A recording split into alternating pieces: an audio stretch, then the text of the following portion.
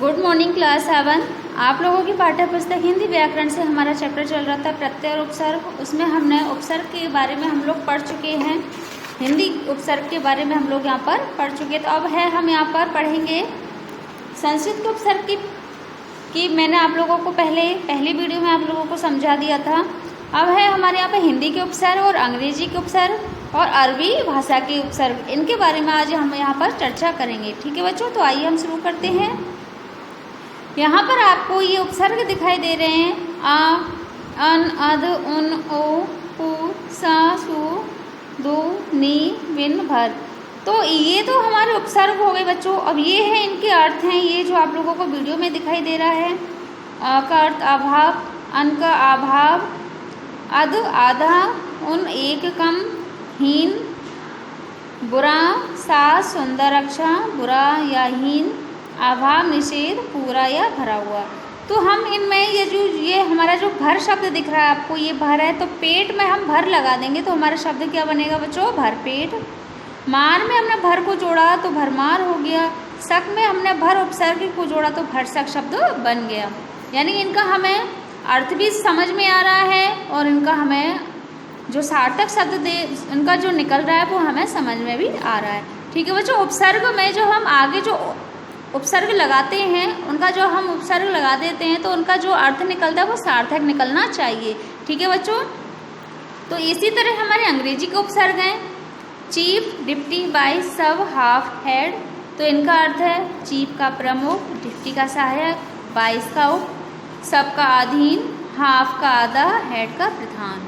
तो ये इनमें यदि हमने इंजीनियर के आगे हमने चीफ लगा दिया तो हमारा क्या हो गया? चीफ इंजीनियर यानी कि प्रमुख इंजीनियर।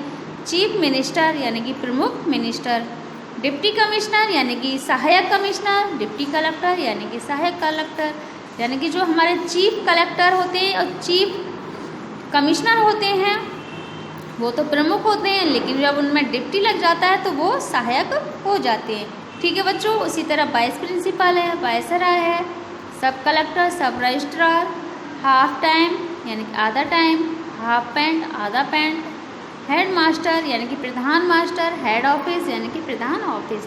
इस तरह से ये शब्दों के अर्थ हैं। अब है हमारे अरबी के उपसर्ग। इसमें है कम, थोड़ा हीन, गैर, भिन्न, विरुद्ध, दर में, बर, ऊपर। कमज़ोर, कम कीमत, गैर हाजिर, गैर कानूनी, दरबार, दरअसल, दरकार, बराबर, बर्दाश्त आदि शब्द हैं ये। ठीक है बच्चों, तो हम आगे यहाँ पर और पढ़ते हैं इनमें उपसर्ग के बारे में। उपसर्ग है हमारा अर्थ, रचित, नवीन शब्द है ये हमारे उपसर्ग में। अब हम यहाँ पर पढ़ेंगे बे, सर, हम, बे का बिना, सर का मुख्य, सम, हम का समान। यानी कि हम शब्द में समान होते हैं, हम उम्र, हम पेशा, हम सफ़र। मुख्य में सरपंच, सरदार, सरतार, बेमतलब, बेकार आदि ये शब्द हैं। कुछ शब्दों में एक से अधिक उपसर्गों का भी प्रयोग होता है, जैसे अत्याचार, अति प्लस आ प्लस चार, अति प्लस आ प्लस चार, तो हमारा शब्द क्या बन गया? अत्याचार। पर्यावरण में है परि प्लस आ प्लस वर्ण, पर्यावरण। उसी प्रकार व्याकरण में बी प्लस आ करण, व्याकरण। तो यहाँ तो हमारे यहाँ उपसर्ग खत्म होते हैं। अब है हमारा नया टॉपिक है प्रत्यय। प्रत्यय के बारे में हम यहाँ पर पढ़ेंगे। तो आइए बच्चों, अब यहाँ पर हम प्रत्यय के बारे में पढ़ते हैं। प्रत्यय उस व्याकरण इकाई को कहते हैं। अब यह प्रत्यय की परिभाषा है बच्चों। प्रत्यय उस व्याकरणिक इकाई को कहते हैं जिसका स्वतंत्र प्रयोग नहीं होता है और किसी अन्य भाषिक इकाई के अंत में जोड़कर शब्द की रचना की जाती है। जो शब्दांश किसी शब्द के अंत में लगकर, अब उपसर्ग क्या थे? उपसर्ग जो शब्द किसी शब्द के आगे लगकर उनका अर्थ को प्रभावित करते हैं, यानी कि उनके अर्थ में परिवर्तन करते हैं, वो हमारे क्या कहलाए थे बच्चों? उपसर्ग। अब प्रत्यय में इसके विपरीत है, वे शब्दांश जो शब्द के अंत में जोड़कर अर्थ को प्रभावित करते हैं, यानी कि अर्थ में परिवर्तन कर देते हैं, उसे प्रत्यय कहते हैं। जैसे धर्म प्लस एक, तो हमारा शब्द क्या बन गया? धार्मिक। चूहा प्लस इया तो चुईया। सब्जी प्लस वाला तो सब्जी वाला। चरित्र प्लस वान तो चरित्रवान। तो उपसर्ग में तो आगे जुड़ते शब्द के आगे जुड़कर उनके अर्थ में परिवर्तन कर देते हैं, और प्रत्यय में पीछे जुड़कर शब्द के अर्थ में परिवर्तन कर देते हैं। ठीक है बच्चों, प्रत्यय की विशेषता में यहाँ पर पढ़ लेते हैं। प्रत्यय भी शब्दांश ही होते हैं, यानी कि वो भी शब्द ही होते हैं। किसी शब्द के अंत में जुड़े हुए अन्य शब्दों को प्रत्यय नहीं कहेंगे, यानी कि किसी शब्द के अंत में जुड़े अन्य शब्द को प्रत्यय नहीं कहेंगे, यानी कि किसी शब्द के अंत में कोई हम शब्द जोड़ देंगे तो हर शब्द उपसर्ग या प्रत्यय नहीं होगा। प्रत्यय शब्दों के अंत में लगाए जाते हैं, प्रत्यय शब्दों के अंत में लगाए जाते हैं, अतः प्रत्यय केवल सार्थक शब्दों के बाद हो सकते हैं। यानी कि हमको यदि प्रत्यय और उपसर्ग बनाना है तो हम सार्थक शब्द को ही उसमें जोड़ सकते हैं। प्रत्यय शब्द के अर्थ को प्रभावित करते हैं। एक ही शब्द में भिन्न भिन्न प्रत्यय लगने से प्रत्यय के अनुसार इस शब्द का अर्थ भी भिन्न भिन्न हो जाता है। प्रत्यय का अपना अर्थ नहीं होता है, इसलिए इनका स्वतंत्र प्रयोग नहीं होता है। यानी कि जिस शब्द के साथ उनको जोड़ा जाता है अर्थ उसी शब्द का ही निकलता है, लेकिन प्रत्यय शब्द के पीछे जुड़कर उसका जो रूप है वो परिवर्तन कर देते हैं। प्रत्यय का अपना अर्थ नहीं होता है। अब प्रत्यय के प्रकार के बारे में हम यहाँ पर पढ़ेंगे।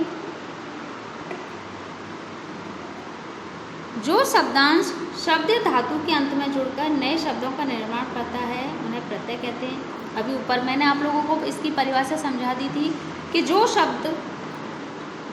शब्दांश यानी कि जो शब्दांश शब्द के धातुओं के अंत में जुड़कर नए शब्दों का निर्माण करते हैं उन्हें प्रत्यय कहते हैं।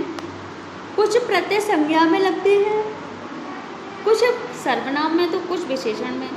कुछ प्रत्ययों से लिंग परिवर्तन भी हो जाता है तो कुछ प्रत्यय विभक्ति के रूप में भी प्रयुक्त होते हैं। इस प्रकार प्रत्यय के कई प्रकार होते हैं। हिंदी में अनेक प्रकार के प्रत्ययों का प्रयोग होता है। कुछ प्रत्यय संस्कृत के हैं, कुछ प्रत्यय अरबी फारसी के तो कुछ हिंदी के हैं। अध्ययन की सुविधा के लिए इन प्रत्ययों को मुख्यतः 3 भाग में बांट सकते हैं। तद्धित प्रत्यय हमारा पहला कौन सा है बच्चों? तद्धित प्रत्यय। अब तद्धित प्रत्यय में क्या है? संज्ञा सर्वनाम अथवा विशेषण के अंत में लगने वाले प्रत्यय को तद्धित प्रत्यय कहते हैं। इनके योग से बने शब्दों को तद्धित शब्द कहते हैं। जैसे पशु प्लस तत्व पशु तत्व, अपना प्लसपन अपनापन। हिंदी और संस्कृत के तद्धित प्रत्यय निम्नलिखित माने जाते हैं। अब देखो इसमें भी तद्धित के भी अब यहाँ पर उपभाग हैं। कृतवाचक तद्धित प्रत्यय यानी कि हिंदी और संस्कृत के तद्धित प्रत्यय निम्नलिखित माने जाते हैं। जो प्रत्यय किसी कार्य को करने वाले का बोध कराता है, यानी कि जो प्रत्यय किसी कार्य को करने वाले का बोध कराता है उसे कृतवाचक तद्धित प्रत्यय कहते हैं। यानी कि उससे हमें कर्ता का पता चलता है। ठीक है बच्चों, जैसे कि अब अध्यापक क्या कराते हैं? अध्यापक आप लोगों को शिक्षा देते हैं। शिक्षक का क्या हो गया? शिक्षा देने वाला। आर लोहार, कुम्हार, सुनार, इया रसोईया। अब यहाँ प्रत्यय तो हमारा आर हो गया, इया, अब यहाँ पर रसोईया तो ई तेली शराबी, यानी कि शब्द के अब यहाँ पर आर हमने लगाया तो ये हमारा शब्द क्या बना? लोहार, कुम्हार, सुनार, इया रसोईया, एरा ठटेरा, सपेरा, चितेरा, यानी कि इन शब्दों में एरा और तेली शराबी इनमें ई की ध्वनि निकल रही है। ठीक है बच्चों, तो अब है हमारा यहाँ पर प्रत्यय वान, कोशवान, गाड़ीवान, ठेलावान। जिस तरह से अब मतलब सब सार्थक शब्द के पीछे हम इनको लगा सकते हैं। अब लेखक इनकी ध्वनि निकल रही है। पाठक, सेवक, नायक, गर कारीगर, जादूगर, सौदागर, दार दुकानदार, जमींदार, ईमानदार। ठीक है बच्चों, अब यहाँ है हमारा कार में देखते हैं साहित्यकार, कलाकार, चित्रकार, पत्रकार, ऐतिहासिककार, घरवाला, दूध वाला, गाड़ी वाला, टोपी वाला आदि शब्द इस तरह से हैं जिनमें हम इनको कर सकते हैं। अक्कड़ में पियक्कड़, भुलक्कड़, घुमक्कड़, यानी कि इन शब्दों की यानी इन प्रत्ययों की ध्वनि इन शब्दों से निकल रही है। ठीक है बच्चों, आज के लिए इतना ही। इसके आगे का हम नेक्स्ट वीडियो में पढ़ेंगे। आप इस वीडियो को अच्छे से पढ़िएगा, समझिएगा। ठीक है बच्चों, धन्यवाद।